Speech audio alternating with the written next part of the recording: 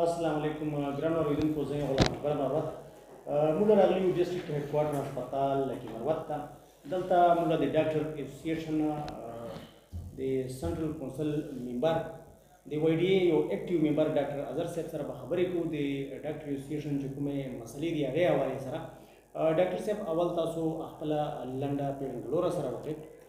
هغې نه بعد به بل سوال. زما نوم ډاکټر اظهر دی او د وای ډي اے یو اکټیو ممبر یم. اوس دلته راغلی یو تنظیم سازۍ په سلسله کې راغلی یو. ها ډاکټر صاحب مونږ سوال دا دی چې لکه د هیلث کوم اهلکاران دي دې ته د کرونا دوران دو ډېرې زیاتې ډیوټیانې کړي دي او چې دو کوم شیطان شوي دي دو ته لکه د پیکج نه میلاویږي که نه شهدا پیکج، نو دې بنیادي وجه څه ده ولې نه میلاویږي؟ یاره تاسو ته خو پته ده چې دا حکومت صحت په مسایلو باندې بالکل انټرست پکې نه اخلي. کله چې دا وبا راغله کو د وبا نه مخکې مو دوی په صحت په شعبه کې به هي انټرست نه اخلي، او بیا چې کله 2020 کې دا وبا شروع شوه نو په فرنٹ لاین باندې ډاکټران یا زموږ نور هیلث ورکرز دا جنګېدو، خو دوی حکومت نه د هغوی په معاوضه ورکوله وله څه، او بیا چې کله پکې زموږ ډاکټرز تقریبا 112 ډاکټر شهیدان شوي دي نو د هغوی کورونو ته هېڅ شودا پیکج دوی نه دی ورکړی. آیا په دې لړ کې د ستاسو اسوسییشن څه داسې ګامونه پورته کړي دي؟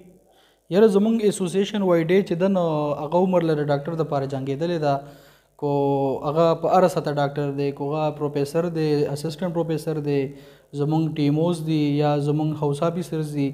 یا پیریپریز کې نور زموږ کم ډاکټرز کار کوي، د هغوی دپاره ټول عمر زموږ تنظیم جنګېدلی دی او د هغوی د حقوقو دپاره. په دې سلسله کې خو موږ ډېر ملاقاتونه هم شوي دي وزیر صحت سره، دین علاوه سیکرټري هیلث چې کوم دی یا نور د ډي جي هیلث یا د هغوی نور ریلیټډ صحت محکمې سره ریلیټډ خلک دي، هغوی سره زموږ ډېر ملاقاتونه شوي دي او د دې پیکج دپاره شهدا پیکج دپاره موږ عهده نه کړله، خو تر اوسه پورې حکومت په دې کې بیخي څه انټرست نه اخلي. ها نو دا مې چې ډاکټر صاحب د امدادي موضوع نه علاوه تاسو چې کوم اسوسییشن دی وای ډي اے هغه د کورونو دپاره څه کړي دي یا بل چا داسې کار کړی دی ورپاره؟ یاره دا خو د ټول ناول د حکومت ذمہ داري ده، ځکه چې زموږ ډاکټرز چې دي موږ ډیوټیانې کوو، موږ خپل کور پرېښو، په دې سختو حالاتو کې موږ راوتي وو، د هسپتال کې موږ 24 غنټې ډیوټیانې کړلې، کورونا مریضان موږ بغیر څه حفاظتي کټونو یا ماسکونو موږ ته ایون نه اویلیبل دی کې موږ له کار وکړو. نو دا خو د حکومت ذمہ داري جوړیږي چې لکه کم شهیدان شوي دي یا کم فرنټ لاین ورکرو چې هغوی له پیکج ورکړي، خو چې کله حکومت پیکج نه ورکوي نو زموږ تنظیم سطح باندې موږ خپل کوششونه او هلې ځلې کړي دي او څه حده پورې چې څونه کوشش کېدو هغه موږ کړی دی. ډاکټر صاحب د امدادي موضوع نه علاوه د دغه کورونو چې کوم ماشومان دي هغه دپاره څه کول پکار دي؟ یاره د ټول ناول خو د شهدا پیکج دی، ځکه چې دوی ته خو پوره ریلیف په دې نه میلاویږي، خو پار د ټایم بینګ چې د هغوی باندې کومه سخته تېرېږي، ځکه چې د کور هغه یو مشر کم چې د دوی د ګټې وټې ذمه دار و، د دوی د سکولونو پیسونو ذمه دار و، نو هغه په کورونا کې شهید شو. نو دوی ته خو لومبې ټول ناول زر تر زر شهدا پیکج ریلیز کړی شي. دې نه علاوه د دوی چې کوم بچي دي د دوی تعلیمي اخراجات دي حکومت برداشت کړي، او چې کوم هیلث ورکرز دي دوی بچو ته د هیلث پیډ کې یا د هیلث په دې شعبه کې جابز ورکړي، کو ایون هیلث شعبه کې جاب نشي ورکولی په بله شعبه کې دی د پلار په ځای یا د چا رور یا څه د هغوی په ځای جاب ورکړي. ډاکټر صاحب د دې پیکج په ذریعه د شهیدانو چې کوم کورونه دي هغې مسلې په مستقل بنیادو باندې حل کېدی شي؟ یاره مستقل بنیادونو باندې خو دا مسلې لکه نشي حل کېدی، ځکه چې یو د کور یو داسې فرد کم چې دغه کور د ارث ذمه دار و نو هغه خو واپس نشي راتلی په دې پیکج باندې، خو په دې پیکج به یو ټیمپرري موږ سره دا مسلې حل شي، د وړو سکولونو مسلې پیسونه شو یا د کور چې کوم ټیمپرري ضرورت دی هغه به حل شي، خو حکومت له پکار دی چې د دوی د مستقل مسلو حل کولو لپاره هم ګامونه پورته کړي. ډاکټر صاحب که چیرې یو ډاکټر ډیوټي دوران وفات شي نو هغې کورنۍ ته پنشن یا نور څه فنډ میلاویږي؟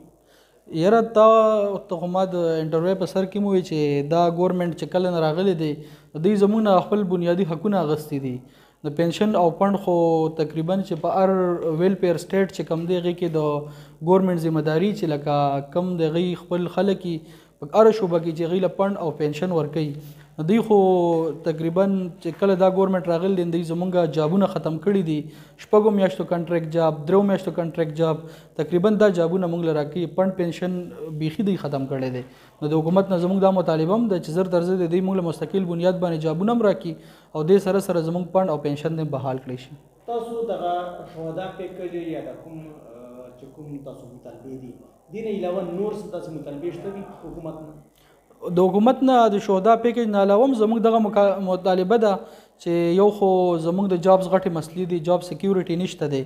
نن به د خبرې سار راپاسې جاب به دیدلی یو خو زموږ جاب سکیورټي نشته دی موږ له د جاب سکیورټي پکار ده دې نه علاوه موږ ته چې نور په هسپتالونو کې کوم مسلې راځي یا زموږ